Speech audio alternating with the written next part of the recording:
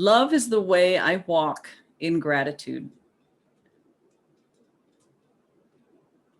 Love is the way I walk in gratitude. Gratitude is a lesson hard to learn for those who look upon the world amiss.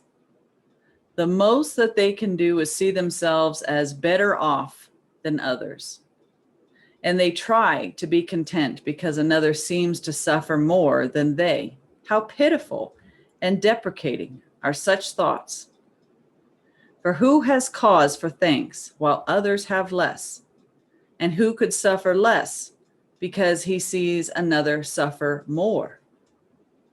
Your gratitude is due to him alone, who made all cause of sorrow disappear throughout the world. Can we just stop there? This is huge. Yes. Yeah. Yeah, wow. Isn't that how the world operates and how we've been raised? Yes. I believe that, to have gratitude because we're better off than somebody else is. Mm-hmm. Yeah. I remember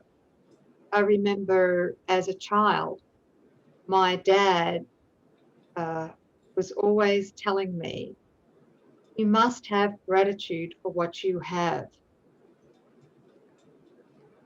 The food that you eat, yes? Yes. And I'd say, why? Because, I was kind of a vegetarian when I came into the world, born in a European meat-eating family, right? So I was just like, I was not really into the food that they ate much in the earlier years. And I was wondering why I had to have gratitude. And he would remind me almost daily, it felt like that there were starving children in India back in the Yes. 50s and 60s. Mm-hmm. 50s and 60s, not 1850s and 60s. But yeah, so yeah. And I would be like, oh my God, okay, so they're starving. So I'm supposed to feel gratitude for that? You're supposed to feel guilt. But this is it. It's not gratitude through the ego, right? It's guilt. It is. Yeah. Yes. It's always, yeah. How many times did we hear growing up that, better them than us, or, it could be worse, or at least we're not like them, or, be grateful you're not walking in their shoes. Right. Mm-hmm. Yeah. I'm thinking of the gap and how miserable this gap is when we're truly honest about it. And the pluses and minuses are really always, a plus is always at the minus of somebody else. That anything good in the gap still has to come at the cost of someone else. A leg up. Well, if I'm getting a leg up, that means there's somebody behind me. That we're not one, we're not equal. We're not all the son of God. Yeah. It's just bolstering this lie of differences. And there's this underlying and massively mistaken belief that we can gain from someone else's loss. Right.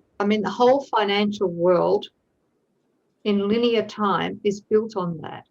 That's right. We can gain by somebody else's loss. Mm-hmm. Yeah.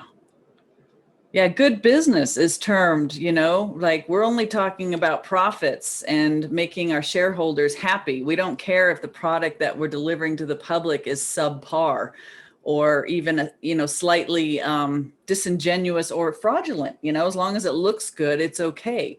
You can't rip somebody off, right? They are you. Yeah. That's it. You cannot do it. No. With anything. Nothing.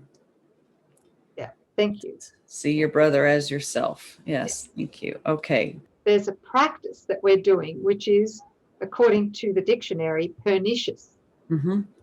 Which is, and we do it every day. Mm-hmm. And there's a practice. The practice is the ego, of course, looking at somebody who's suffering or less well off than we are or whatever, and just having that ego gratitude that, oh, thank God I'm not suffering. Right. somebody's had a massive car accident, lost most of their family. Mhm. How tragic. Yes. And immediately we go, oh, thank God it's not my family. Right. Okay. In the name of gratitude. In the name of gratitude. But you know what that really is?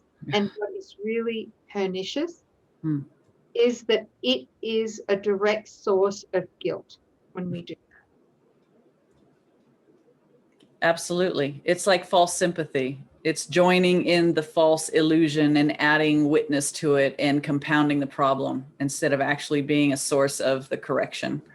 Okay, so I'm just trying to bring this Yeah. into my daily practice. Mm-hmm. At a practical level, is that when I witness somebody suffering in any way, shape, or form, Mm-hmm. when I'm tempted to believe that, oh, thank God I'm not there, to nip that in the bud immediately Right. and just go, there's guilt. That's And it. as soon as the guilt is there, it's false gratitude, which is guilt.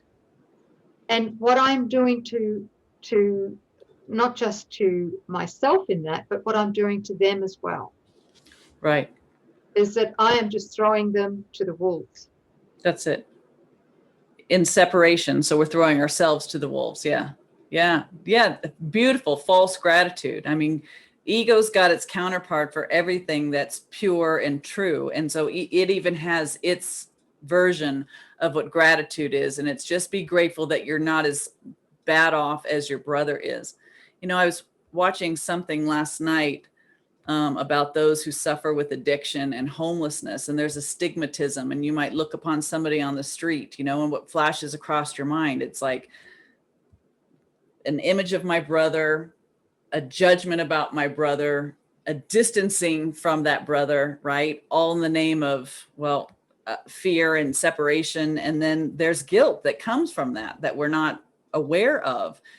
But yet to recognize that every single person in the dream is, and this is a little off course, but it will come back. It's just everybody in the dream is suffering from some form of core trauma.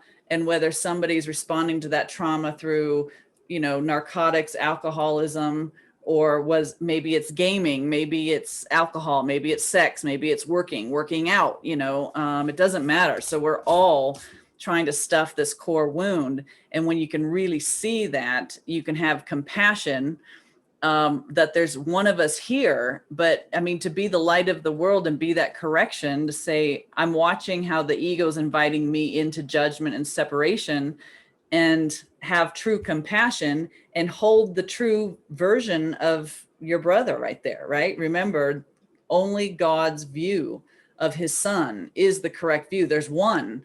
And if I'm not holding that, then who's got the problem? Right. Yes. So that's the call for forgiveness. Yeah. So it's me if I see that problem, right? Yeah. Yeah. I'm buying into something that's not true about my brother. My eyes are perceiving my brother in a way that's impossible. God didn't create his son homeless or dependent or an addict, right? I mean, we're whole. Yep. Yeah. So beautiful. Thank you.